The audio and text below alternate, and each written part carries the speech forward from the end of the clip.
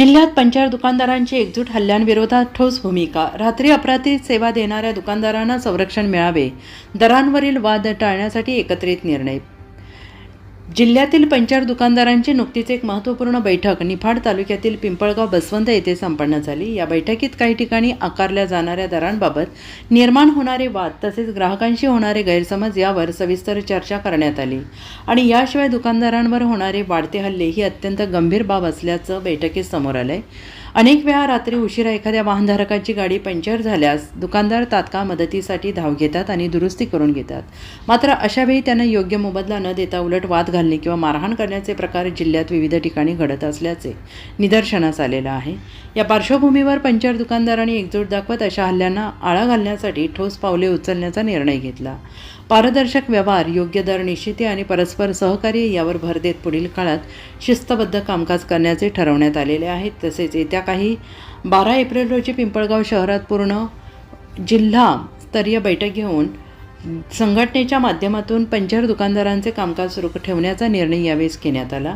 दुकानदारांना संरक्षण मिळावे आणि हल्ल्यांचे प्रकार थांबवावेत हा मुख्य उद्देश ठेवून ही बैठक आयोजित करण्यात आली. या बैठकीस अध्यक्ष योगेश आहेर, उपाध्यक्ष शमसुद्दीन मंसुरी, परसराम वाघले, सुंदर अण्णा यांच्यासह मोहम्मद बदिरुद्दीन, फिरोजभाई, शकीलभाई, सलीमभाई, मुख्तार आलम, रहीमभाई, अजीम शेख, अजीज शेख, सुरेश अण्णा, समीर अन्सारी, इरफान अन्सारी आणि शेकडो टायर पंचर दुकानदार उपस्थित होते. की दिवसेंदिवस ट्यूबचे रेट वाढत आहेत, सोल्युशनचे रेट वाढत आहेत, चिठ्ठ्यांचे रेट वाढत आहेत आणि ग्राहकांना असं वाटतंय की दुकानदार हे जास्त आवाजची सवा पैसे घेत आहेत, पण ते आम्हाला पण परवडेबल नाही. आम्हाला कशासाठी परवडेबल नाही, तर युनिटचे दिवसेंदिवस युनिटचे पैसे वाढत आहेत आणि आम्हाला हे काय 50 रुपये 40 रुपये पंचर काय परवडेबल नाही. आम्हाला निदान ते 70 रुपये पंचर तरी मोटरसायकलचं झालं पाहिजे, कारण की त्याच्यात आम्हाला वीज बिल भरायचं आहे, दुकानचं भाडं भरायचं आहे, सर्वच त्याच्या पाठीमागं खर्च भरपूर आहे, लेबर आहे आणि याच्यामुळं आम्हाला काय परवडत नाही. आणि गिराईक त्याच्यानंतर हाणामारीवर येतं येते, हे भानगडी वगैरे होऊ नये याच्यासाठी ही मीटिंग केली होती आम्ही.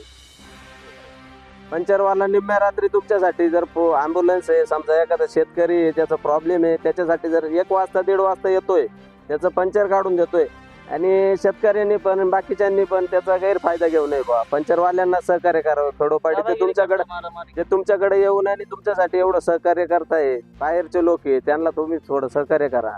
हाणामारीपर्यंत विषय जाऊन नका देऊ. आम्ही तर पंचरवाले काही स्वतःहून कधी वाद केलेला नाही कोणाशी आणि करत पण नाही, कुठले पण असू दे. पण दारू पिलेला माणूस आहे त्याच्या पुढं काय डोकं लावणार आहे. तो जर वादच करायला आला तर मग त्याच्यासाठी आम्हाला मग एक युनियन बनवावं लागेल. युनियनचा फायदा तेवढाच आम्हाला याच्यासाठीच होईल का वाद होऊ नये. आम्ही तर प्रत्येकजण शांतिप्रिय आहे.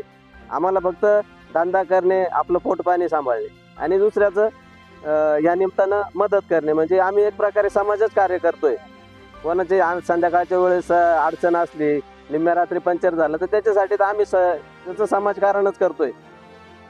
बात ऐसा है कि जो हमारे पंचर वाले भाई रात बिरात पंचर निकालते हैं, पैसा नहीं देते, उनके साथ में दादागिरी करते, पैसा अभी दिन पे दिन महंगाई हो रहा है। जो अभी योगेश भाई ने हमारा बताया कि चिट्ठी, सुलेशन, ट्यूब, हर चीज़ का रेट बढ़ रहा है, लेकिन पंचर वाले के रेट नहीं बढ़ रहा है। और कुछ ऐसे पंचर वाले हैं कि कुछ कम रेट में काम कर रहे हैं, कोई 40 ले रहा है तो कोई 50 ले रहा है। इसकी वजह से हमने सभी पंचर वालों को यहाँ पे बुलाया मीटिंग के लिए और मीटिंग रखा, और अगला मीटिंग हमने रखा है 12 तारीख को, 12/4/2026 को अगला मीटिंग रखा है। तो फिर दूसरा मीटिंग होगा तो उसमें हमारा एक यूनियन बनाना है।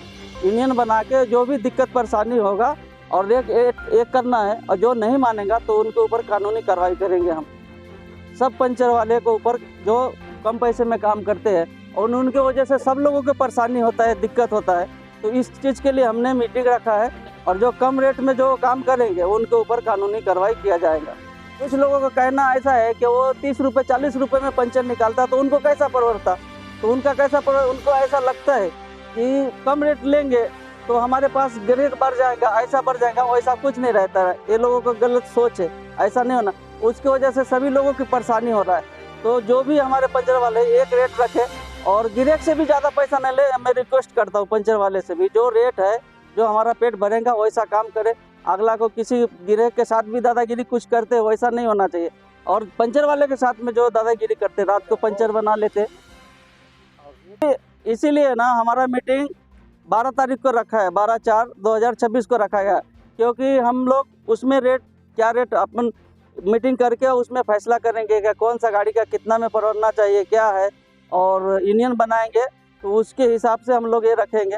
तो इसीलिए मैं आपको मीडिया के माध्यम से खबर दिया और आपसे रिक्वेस्ट है कि आप लोगों तक बताए और ऐसा दादागिरी ना हो, यही हमारा रिक्वेस्ट है। और किसी को सवाल जवाब आणि एकच रेट घ्या का या पंचरवाल्याने कमी रेट घेतल्यानंतर दुसऱ्या पंचरवाला कमी घेतो, त्याच्यामुळं दुसऱ्या कस्टमर येऊन मारपीट होती. तर ही मारपीट नाही झाली पाहिजे. सर्व पंचरवाल्याने एकच रेट घ्या. जो कमी रेट घेईल त्याच्यावर कानूनी कारवाई झालीच पाहिजे. तर त्यांचं म्हणणं असं आहे का कमी पैसे घेतले तर माझ्याकडे येईल. असं काही हे सगळं खोटं आहे. हा 1चे 2 पंचर आहे. हा हे असं